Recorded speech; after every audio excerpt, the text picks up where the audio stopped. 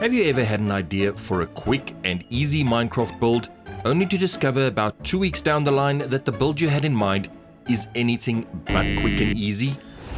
Recently, Phasmophobia updated their Bleasdale Farmhouse map, and they did an absolutely brilliant job of creating a spooky environment with some beautiful features. And I thought to myself, what if I recreated this map in Minecraft?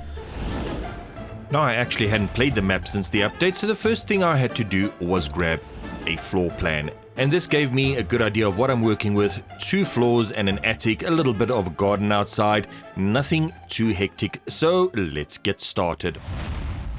So why am I doing all of this? Well, first it started as a little experiment to see how well the Bleasdale Farmhouse would translate into Minecraft. And then I had another bright idea. I want to turn this into a ghost hunting minigame on the Afterlife server. But first, in order to hunt ghosts, I'll need a ghost house, and this is exactly what I'm working on right now.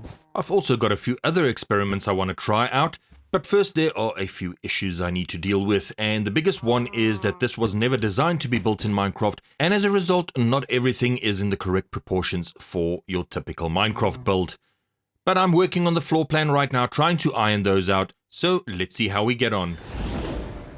There we go, the first floor is completed. It's not looking too bad. I think I've got all of the important bits in there, and that means we can get started on the second floor. For that, I'm going to be using some yellow wool just to keep the floors separated and give me a visual cue of exactly what I'm dealing with. So let's get started and let's lay out the floor plan for the second floor with some bright yellow wool. Now, I was having a few troubles just figuring out how exactly to line up all of these walls, where they need to go in relation to the walls on the bottom floors, and I finally made some color overlays of the different floors, and that allows me to see exactly where they need to go, what walls need to go from the floor to the very top of the building, and I think with this done, we can get a much better idea of the structural composition of the Bleasdale Farmhouse. And with the help of the overlay, I was able to finish the first 2 floors as well as the attic, which needs to come out to here. There we go. And no, not there, over there. That's it. Now that we have a clear plan of what we're going to do, we can see that this is actually a pretty big house. It's not small by any means. There's a lot of work that'll go in here, but I think the most important thing is going to be the interior decorating. But we'll get to that much later. Right now, let's build some walls. Now, looking at some pictures of the Bleasdale Farmhouse, we can see that it's sort of got a wooden wall which looks to be painted white, and fortunately, Minecraft has been kind enough to provide us with something which fits the bill perfectly just recently. I'm of course talking about pale oak. And I'm going to be using pale oak planks for the majority of the walls. I'm not going to be laying them down all by hand, one by one. I'm going to be using some world edit. And the first thing I want to do is just get some flat walls on all sides. I'm just going to pop them in there and then use the command to set the wall over there. So let's go. It is pale oak planks. And yeah, there we go. It's that one. I'm also just going to copy this command so I don't need to put it in every single time. And let's set it. There we go. We have our first wall. And the next step is, of course, to repeat this for every one of the other walls. So there we go, right over there, and we'll pop in the second wall. So we've got all the walls set. As you can see, we've got a horrible looking white box at the moment, and it's time to add in some details. Now, on the corners and on all of the main walls, they seem to have some beams running up, and it's dark beams, so I think it's something like wood treated with creosote. And I'm going to be using some dark oak to simulate that. Now, the first one is going on the corner, and then we'll have some more pillars running up on each of these walls that will go in here. We'll be repeating this on all of the other walls as well, and that'll give us just a bit more detail. And once this is all done, we'll start working on the doors and the windows. So there we go. All of the beams are up, and I've run into a problem. The windows of the Bleasdale Farmhouse seems to be square windows, and I think 2x2 is just about the right size. However, in the middle over there, we don't have enough space to make a 2x2 window, and this is as a result of the fact that I've gone with your standard Minecraft typical build of uneven numbers. As you can see, we've got the 2 on that side, which are 2 by 2, and then the 1 in the middle, which is 1, and that definitely won't do. Also, these windows aren't 100% correct. On the actual farmhouse, they are a little bit closer to the side, and I'm not sure how to get that done. So I'm going to try a few things, see if I can get the windows closer to the sides the way they are on the farmhouse. And right now is where I could probably really use some vertical slabs. But we're going to do our best with what we have.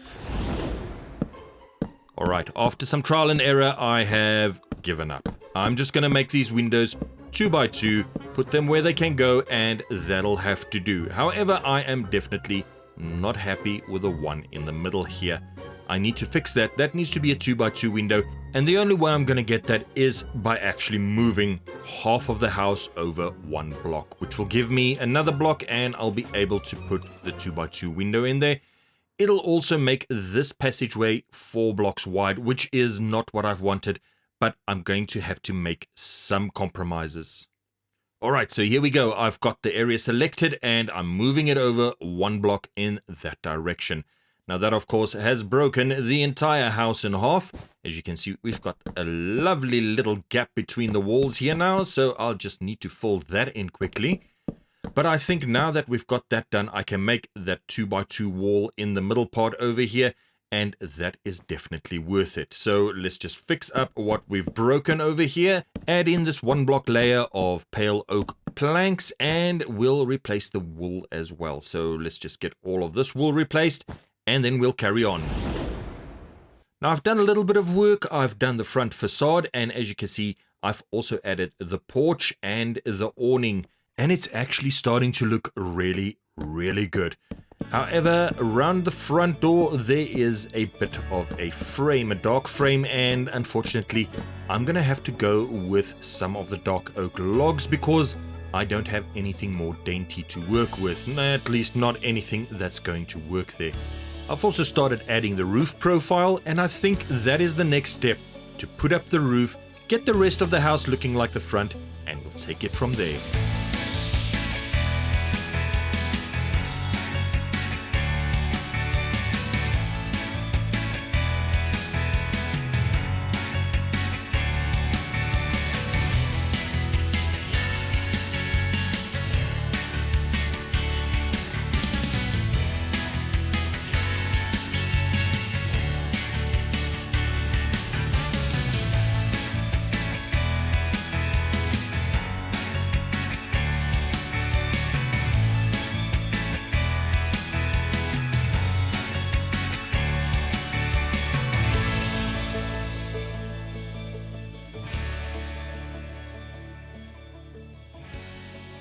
So we've managed to do quite a bit. As you can see, the whole area is now transformed.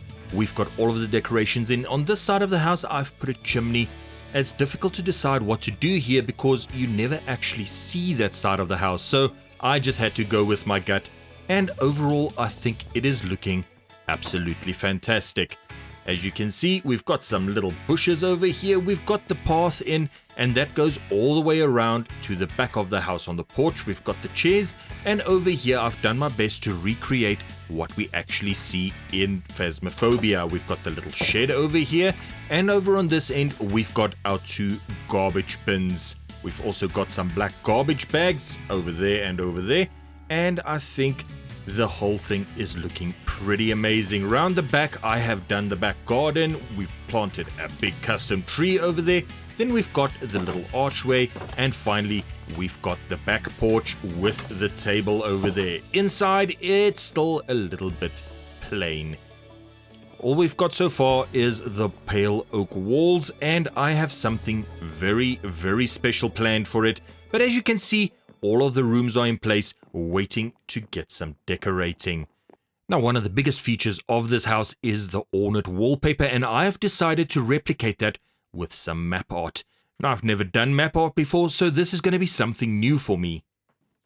Alright, I've done a few tests and the results are not very good. I just used the plain green to try and make some wallpaper over here, and the shadows are playing havoc with it.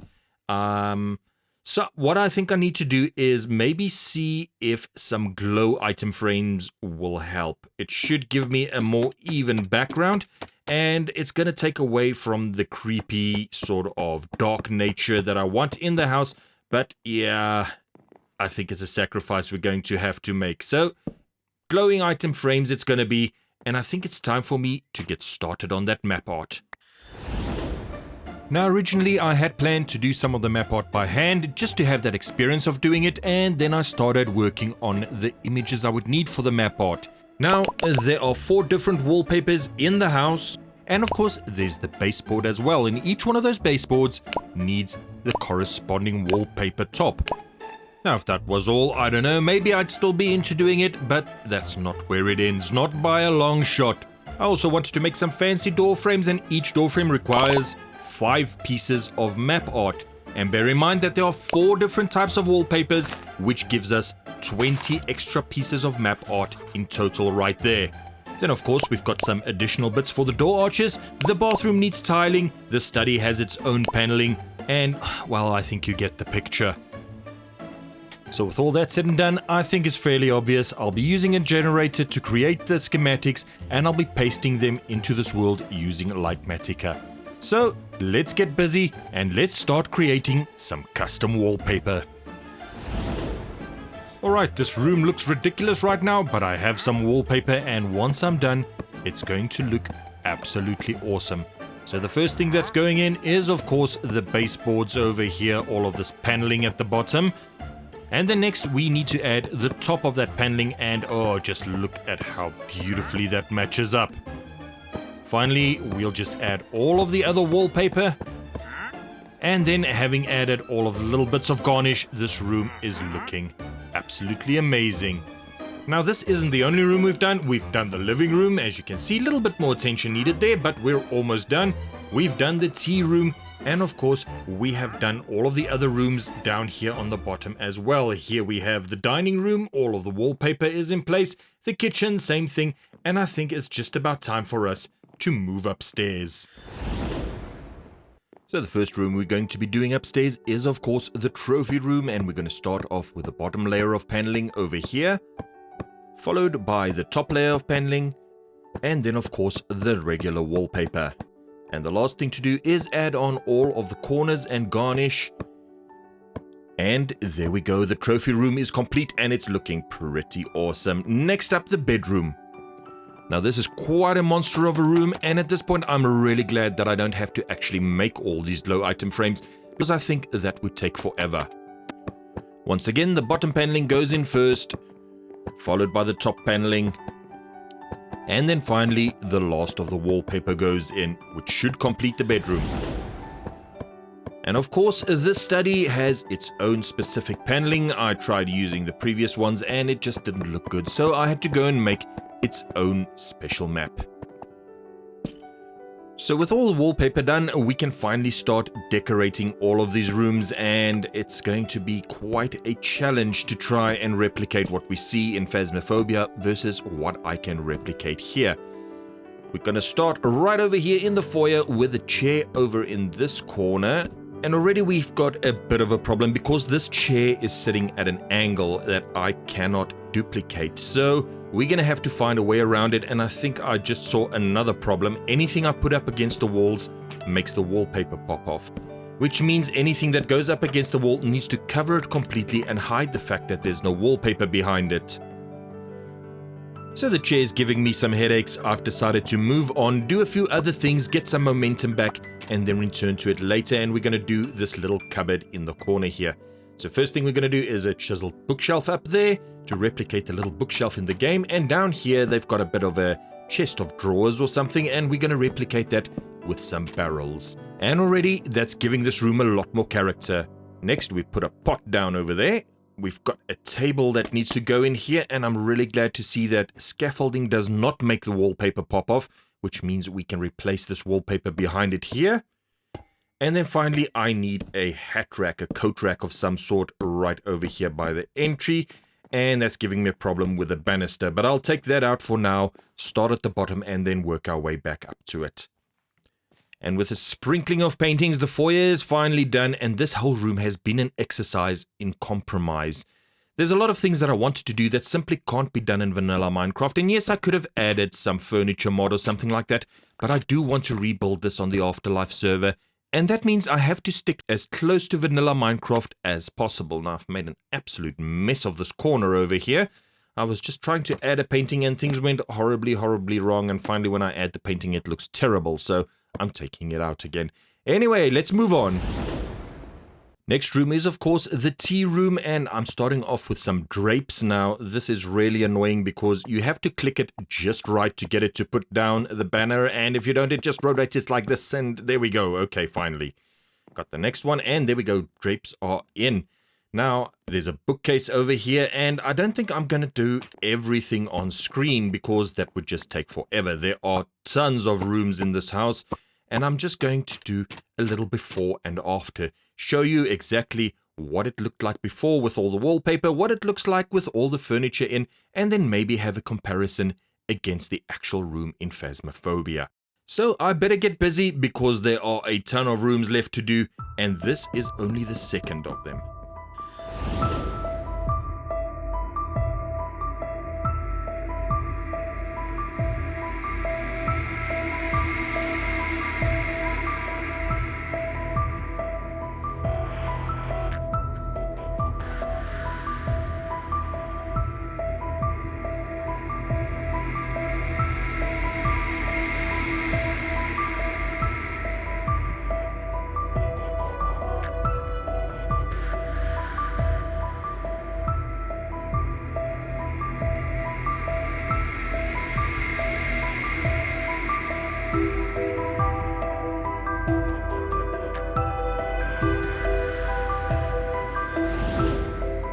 That pretty much covers the bottom floor, and for the top floor I thought I would do a little bit of a walkthrough instead, because there's just so many angles, so much to see, that I don't think a bit of a slideshow would have done it justice.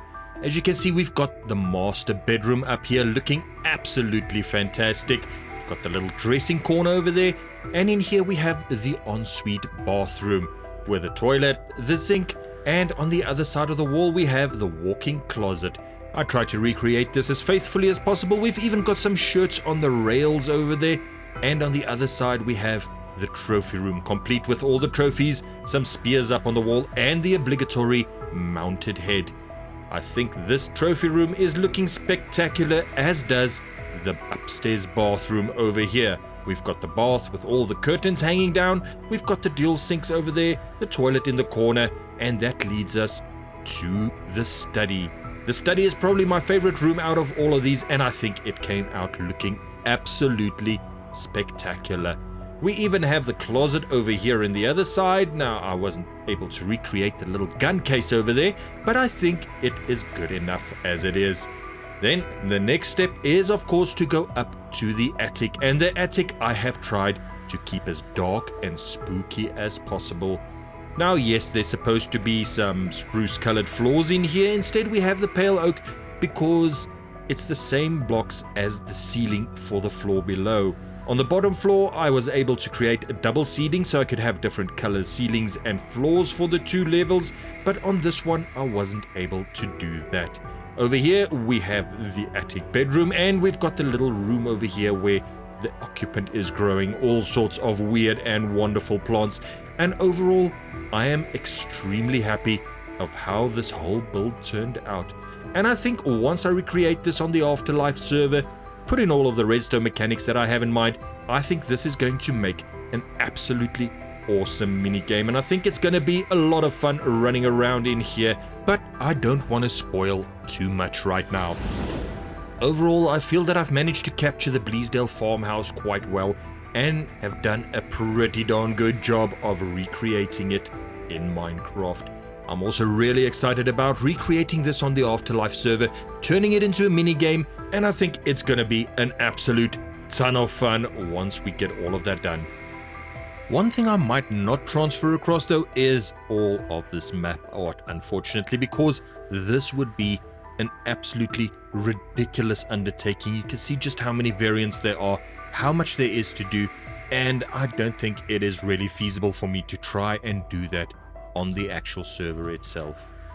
But that, ladies and gents, is unfortunately all we have for this video. I really do hope you enjoyed it. Leave a like if you did, and if you're as excited as I am to see this come to life on the Afterlife server, be sure to hit the subscribe button. But this is Fungusaurus Rex saying, until next time, beautiful people, stay awesome. Bye-bye.